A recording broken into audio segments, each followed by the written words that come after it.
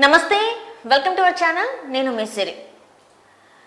Telugu TV serial artist అయిన పవిత్ర జయరామ్ గారు అయితే రోడ్డు ప్రమాదంలో మృతి చెందడం అయితే జరిగింది. తను అంటే హైదరాబాద్ నుంచి వెళ్ళి బెంగళూరు వెళ్ళిన సందర్భంలో అక్కడ షూటింగ్ కంప్లీట్ చేసుకొని మళ్ళీ బెంగళూరు నుంచి వెళ్ళి అంటే కర్ణాటక నుంచి వెళ్ళి ఇటు తిరుగు ప్రయాణంలో తనకైతే అంటే తన ప్రయాణిస్తున్న కార్ డివైడర్కి గుద్దుకొని యాక్సిడెంట్ అయితే అయింది. తనతో పాటు తన కార్ డ్రైవర్ ఇద్దరు బంధువులు కూడా కార్లో ఉన్నారు. కాకపోతే ఏంటంటే తనకి చికిత్స నిమిత్తం ప్రభుత్వ ఆసుపత్రికి తీసుకెళ్లే సమయానికే అక్కడ డాక్టర్స్ అయితే నిర్ధారించారు తను మృతి చెందిందని చెప్పేసి.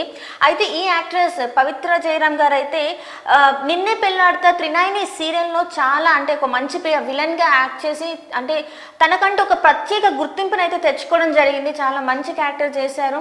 అంటే ఇన్స్టాలో కూడా మనం చూసినట్టయితే తనకు మంచి ఫాలోయింగ్ ఉంది. అన్ని రకాలుగా కూడా తను చాలా మంచి అంటే ఒక పీక్ స్టేజ్ లో ఉన్నారు. తను అక్కడ మెయిన్ గా చెప్పాలి అంటే తన స్వస్థలం వచ్చేసి కర్ణాటక అనమాట, మాండ్య ప్రాంతం అనమాట.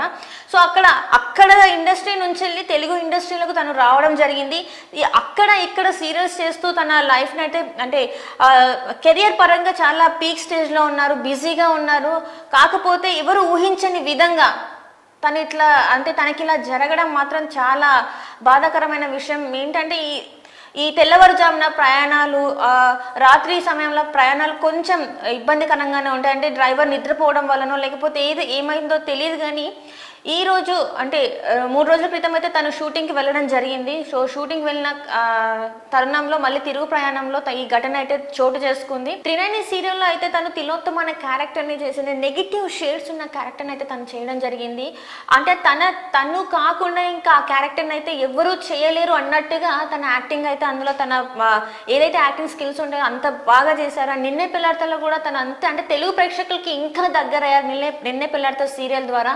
అండ్ ఇప్పుడు ఇక్కడ ఏంటంటే ఇది జరిగిన సంఘటన శనివారం రోజు జరగడం జరిగింది. అయితే దీన్ని ఏదైతే జరిగిందో ఈ కుటుంబ సభ్యులు ఎక్స్ వేదికగా అయితే పెట్టడం జరిగింది. ఇట్లా పార్వతి జయరామ్ గారు ఇంకా లేరు అని చెప్పేసి జీ తెలుగు వాళ్ళు కూడా పెట్టడం జరిగింది.